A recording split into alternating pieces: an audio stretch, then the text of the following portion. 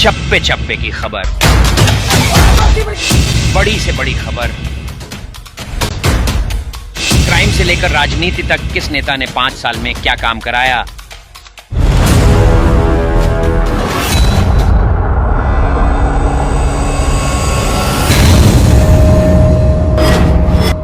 मिलेगी सबसे पहले हर खबर चेंजिंग फ्यूचर न्यूज पर, जो बदलेगा आपका फ्यूचर।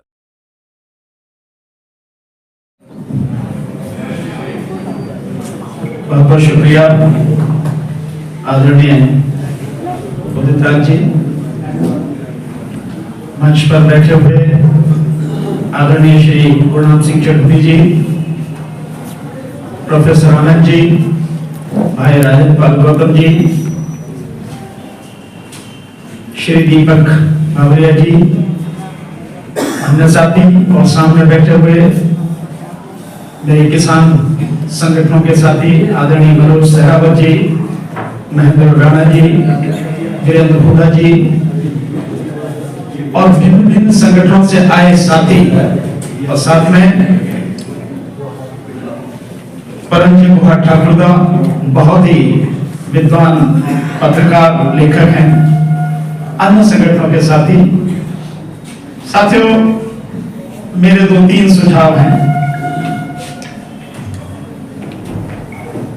देखिए, ये लड़ाई अब अस्तित्व की लड़ाई है। बचेंगे तो आगे कुछ देखेंगे, और अगर ईवीएम से चुनाव हुआ तो बचेंगे नहीं, ये बिल्कुल पक्की बात। हुड्डा साहब कह के भी गए हैं, हम सब लोग लगातार देख रहे हैं, और सरकार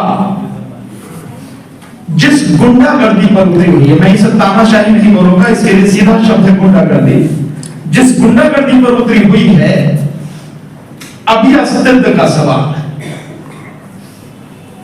और हम लोग अगर अपना अस्तित्व नहीं बचा पाए,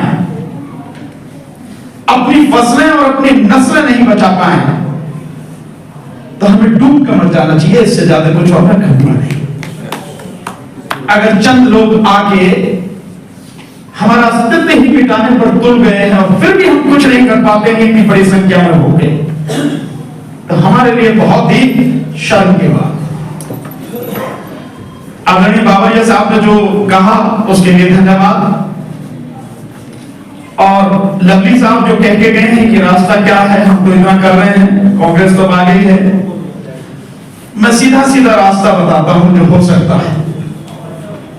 भाई राजन गौतम जी ने भी बताया कि अब कोई एक कॉल दी जाए राष्ट्रीय स्तर पे, एक आंदोलन, और जिस जन आंदोलन की बात आदरणीय छोकर साहब जो यहां पर बैठे हैं उन्होंने कही, यही एक बात है कि जन आंदोलन तो अब चाहिए ही चाहिए। उसके लिए कांग्रेस के पास एक बहुत बढ़िया मौका है। 3 तारीख को बिहार में गांधी मैदान में आदरणीय तेजस्वी यादव जी की मीटिंग हो रही है। मुझे पक्का विश्वास है कि ऐतिहासिक रैली होगी, जिस तरह का माहौल। राहुल गांधी जी वहां जा रहे हैं, राहुल गांधी जी वहां जा रहे हैं, उसमें उपस्थित रहे। आप पार्टी के महासचिव आदरणीय राहुल गांधी जी से और पार्टी अध्यक्ष जी से आप निवेदन कीजिए, उस मंच पर एसकेएम के जो किसान नेता हैं उनको भी बुलाएं, और एसकेएम राजनीति जो इस समय आंदोलन कर रही है उसके नेताओं को भी बुलाएं, अन्य संगठनों के लोग जो हैं उनको भी बुलाएं, और उसी जगह से ऐलान कीजिए, आप उसी मंच से, उसी मैदान से ऐलान कीजिए कि अगर ईवीएम से चुनाव होगा तो इस देश में जिस दिन घोषणा होगी उसी दिन जन आंदोलन शुरू होगा। उससे पहले सभी लोग, सभी संगठनों को बुला के, सभी राजनीतिक पार्टियां जो कम से कम इंडिया गठबंधन में शामिल हैं, वो सारे लोग मिलके एक दिन तय कर लें, और उस दिन सुप्रीम कोर्ट के सामने सभी लोग धरना दें, चीफ साहब से मिलें, उनको बताएं कि अगर आप इसको नहीं रोकते हैं, क्योंकि संविधान में अनुच्छेद 142 में आपको तमाम ऐसी पावर है जो सरकार के पास भी नहीं है, आप इस्तेमाल कर सकते हैं। उसका इस्तेमाल करके इस जो माहौल है इसको ठीक करने के लिए इस ईवीएम को रोकिए, नहीं तो देश में अगर जो कुछ भी होगा इसके बाद में उसके गुनहगार आप भी होंगे। कोई अपने आप को ये ना समझे कि वो कुछ नहीं कर सकता या कोई उसका गुनहगार नहीं है। साथ में जो हमारे रिटायर्ड फौजी हैं उनका बहुत बड़ा संगठन है, उन सबको भी बुलाइए। यूथ धीरे धीरे साथ में आ ही रहा है, एक कॉल कीजिए, सभी लोगों को बुलाइए और जो धरना प्रदर्शन हो उसके लिए एक डेट निश्चित कीजिए कि देश में हर जिले में जिला मुख्यालय पर धरना प्रदर्शन हो।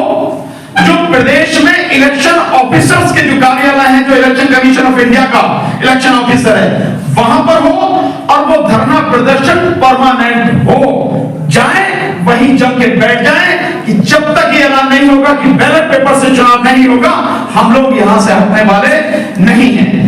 मैं किसी भी हालत में पर्ची मेरे हाथ में दो उसे मैं डालूंगा, इसके पक्ष में नहीं हूं। मेरा बहुत स्पष्ट है, इस देश में आबादी अनपढ़ है, उनको नहीं मालूम है कि मशीनें कैसे काम करती हैं, क्या कहानी है, पढ़े लिखों को भी मालूम नहीं है। सो सीधा सीधा बैलेट पेपर हो, उस पर ठप्पा लगाओ, बैलेट बॉक्स में डालो, उसकी गिनती करवाओ, ये चुनाव होना चाहिए। मेरा तो बिल्कुल सीधा स्पष्ट बात है। और इसके लिए जो कुछ भी हम लोगों को करना पड़े, रात दिन जागना पड़े, आदरणीय उदित राज जी, मैं वाकई में बहुत धन्यवाद देता हूं कि उनके पास इतने सारे संगठनों के सारे लोगों के नाम और नंबर हैं। कॉल कीजिए सबको बिठा के, चाहे रात दिन भागना पड़े, मीटिंग करनी पड़े, सबको इकट्ठा कीजिए। हमारी कोई ईगो नहीं है, हम सबके साथ काम करने को तैयार हैं। हमारा दुश्मन ईवीएम है और कुछ नहीं, क्योंकि जिस ईवीएम के माध्यम से ये सरकार जीत करा रही है, ये किसी को कुछ देने वाली नहीं। किसान आज की तारीख में, जहां तक मैं समझ पा रहा हूं, कितने भी समय तक बैठे रहें, ये किसानों को कुछ देने वाले नहीं, मजदूरों को कुछ देने वाले नहीं। ये चाहते हैं कि इस देश के 120 करोड़ लोग, उनकी कमर इस तरह से तोड़ दी जाए कि उन्हें गुलाम बनाने में कोई दिक्कत उन्हें ना हो। उसके लिए काम कर रहे हैं, तो उसके लिए आर्थिक रूप से तोड़ देना, शैक्षिक रूप से तोड़ देना, सूचना बिल्कुल बंद कर देना, ये इनकी साजिश है। इस ईवीएम को और इसके साथ साथ इस मोदी सरकार को, क्योंकि भारत सरकार तो रही नहीं अब, मोदी सरकार, इस मोदी सरकार को, इस मोदी को इस देश से जड़ के उखाड़ के फेंकना ही पड़ेगा। हमारे पास कोई विकल्प है। बहुत बहुत शुक्रिया आपका समय।